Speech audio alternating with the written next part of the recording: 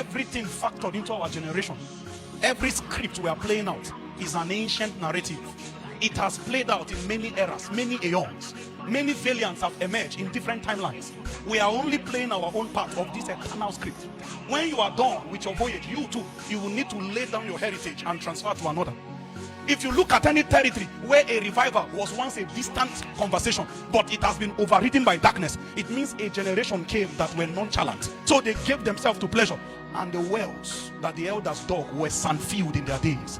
What the enemy wants to do is to hide the heritage of many generations, so that when you come to look, it will be like no father ever emerged from there. No fire ever burned on that territory. It will be like there was never any deposit of God in that space. Because a corrupt generation will emerge. That in their timeline, it was Abraham that dug the wells. But the Philistines didn't come in the days of Abraham. They waited until his voyage is over.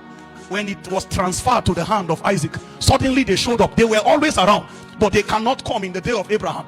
Abraham that divided himself against kings and conquered nations. He heard that Lot was captured, and he divided himself to his servants and went to battle kings. You know what it means for one family man to challenge nations, the military intelligence of nations. He conquered them and brought back Lot and the bounties of war.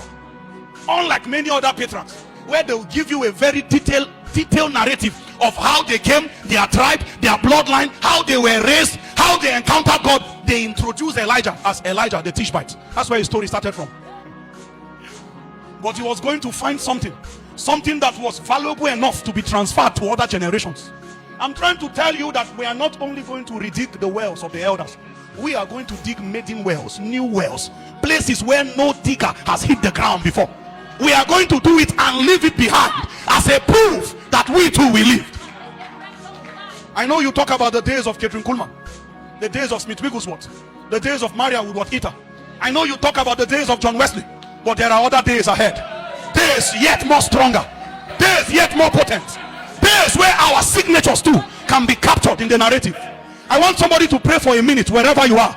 Ask the Lord, number me, find me among your men.